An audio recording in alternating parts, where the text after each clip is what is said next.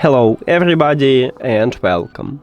In this video I'm going to show you how to check for software updates for your earbuds EARFUN Free Pro 3.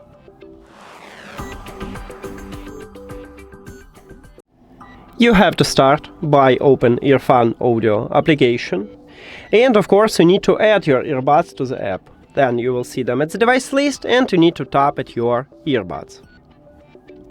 After that you need to scroll down, and at the bottom we have version line. You need to tap at this line.